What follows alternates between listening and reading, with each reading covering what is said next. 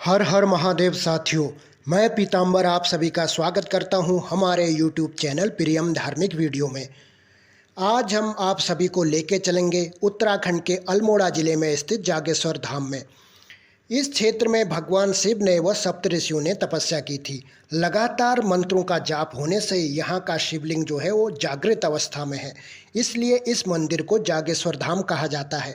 जागेश्वर मंदिर को उत्तराखंड का 5वां धाम भी कहते हैं। तो आइए जानते हैं इस मंदिर की बनावट, इसकी पौराणिक गाथा, वो यहाँ कैसे पहुँचे, वो अन्य सभी बातें। तो दोस्तों, देवभूमि उत्तराखंड को सांस्कृतिक नगरी कहा जाता है। धार्मिक लिहाज से महत्वपूर्ण अल्मोड़ा जिले में कई पौराणिक और ऐतिहासिक मंदिर हैं। इसमें पौराणिक जागेश्वर धाम विश्व में प्रसिद्ध मंदिरों में शामिल है। मंदिरों के समूह और ज्योतिर्लिंग आदि के लिए जागेश्वर का नाम इतिहास में दर्ज है। उत्तराखंड के अल्मोड़ा से लगभग 35 किलोमीटर दूर स्थित जागेश्वर धाम प्राचीन मंदिर प्राकृतिक सौंदर्य से भरपूर इस क्षेत्र को सदियों से आध्यात्मिक जीवंतता प्रदान कर रहे हैं। यहाँ लगभग 250 मंदिर हैं, जिनमें से एक ही स्थान पर छोटे बड़े 224 मंदिर हैं। दोस्तों, आइए बात कर लेते हैं मंदिर के निर्माण की। उत्तर भारत में गुप्त साम्राज्य के दौरान हिमालय की पहाड़ियों में कुमाऊं क्षेत्र में कत्यूरी राजा थे। मंदिरों का निर्माण भी उसी काल में हुआ। इसी कारण मंदिरों में गुप्त साम्राज्य की झलक भी दिखलाई पड़ती है। भारतीय पुरातत्व सर्वेक्षण विभाग के अनुसार इन मंदिरों के निर्माण की अवधि को 3 कालों में बांटा गया है: कत्यूरी काल, उत्तर कत्यूरी काल एवं चंद्रकाल।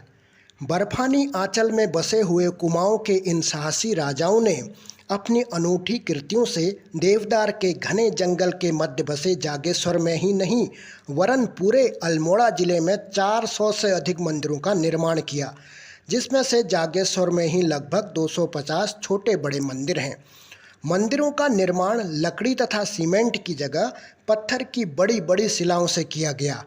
दरवाजों की चौखटें देवी देवताओं की प्रतिमाओं से अलंकृत हैं।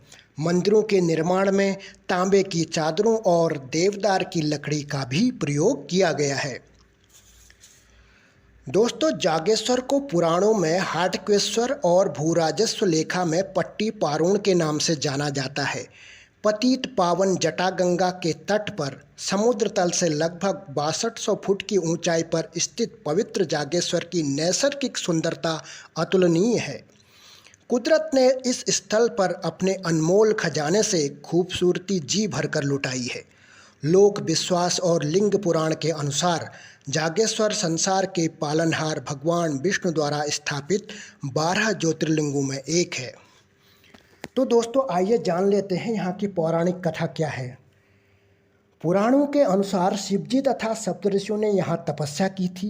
कहा जाता है कि प्राचीन समय में जागेश्वर मंदिर में मांगी गई मन्नतें उसी रूप में स्वीकार हो जाती थी, जिसका भारी दुरुपयोग हो रहा था। 8वीं सदी में आदि शंकराचार्य जागेश्वर आए और उन्होंने महामृत्युंजय में स्थापित शिवलिंग को कीलित करके इस दुरुपयोग को रोकने की व्यवस्था की। शंकराचार्य जी द्वारा कीलित किए जाने के बाद से अब यहाँ दूसरों के लिए बुरी कामना करने वालों की मनोकामनाएं पूर्ण नहीं होती। केवल यज्ञ एवं अनुष्ठान से मंगलकारी मनोकामनाएं ही पूरी हो सकती हैं। दोस्तों, जागेश्वर धाम भगवान शिव का मंदिर ज्योतिर्लिंगों में एक माना जाता है। यह मंदिर लगभग 2500 वर्ष पुराना है। शिव पुराण, लिंग पुराण और स्कंद पुराण आदि पौराणिक कथाओं में भी मंदिर का उल्लेख है। मंदिर में शिलालेख, नक्काशी और मूर्तियों का एक खजाना है। जटागंगा नदी की घाटी में स्थित मंदिर में वास्तुकला और इतिहास के लिहाज से भी कई पौराणिक सामग्री हैं। दोस्तों, शिवलिंग की पूजा की शुरुआत इसी मंदिर से हुई थी। इस मंदिर की एक खास बात ये भी है कि अगर इसे गौर से देखा जाए तो इसकी बनावट बिल्कुल केदारनाथ मंदिर की तरह नजर आती है। यहाँ तक कि इस मंदिर के अंदर करीब 224 ऐसे छोटे बड़े मंदिर हैं जो जागेश्वर धाम का परिचय देते हैं। तो दोस्तों, अब बात कर लेते हैं जागेश्वर अगर आप जाएंगे तो वहाँ रुकने के लिए क्या व्यवस्था है। दोस्तों, जागेश्वर मंदिर के आसपास रुकने के लिए छोटे छोटे होटल उपलब्ध हैं। अगर आप आलीशान होटल में रुकना चाहते हैं तो आपको 35 किलोमीटर दूर अल्मोड़ा में रुकना पड़ेगा। हाँ, अगर आप छोटे होटलों में रुकना चाहते हैं तो वहाँ पे व्यवस्था है।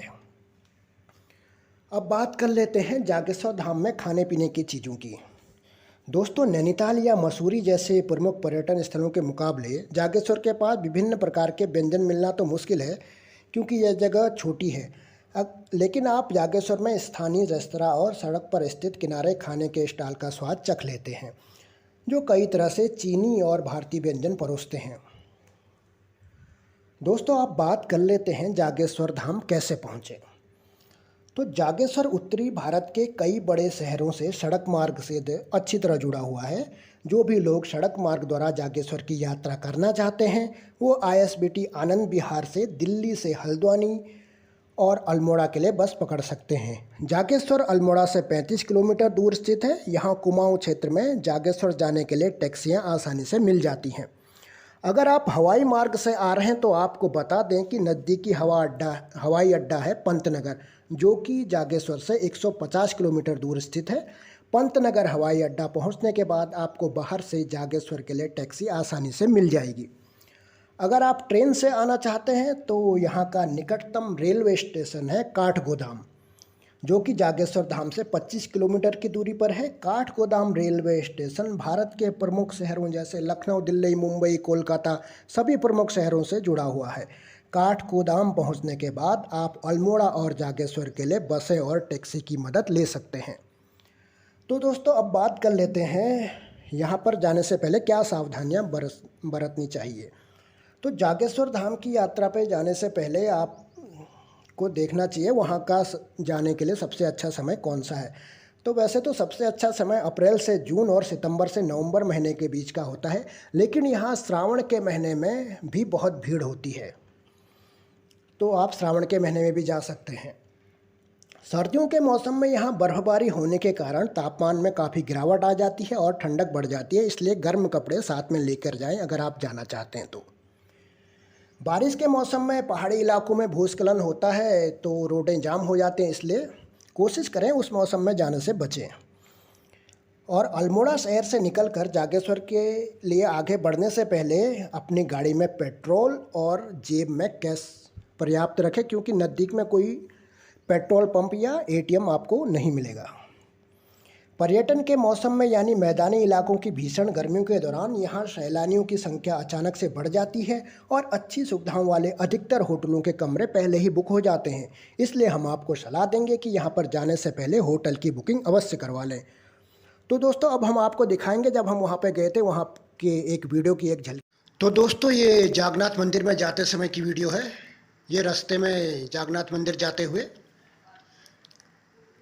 ये जागेश्वर मंदिर में ध्यान करते हुए, और ये जागेश्वर मंदिर का मुख्य प्रवेश द्वार है।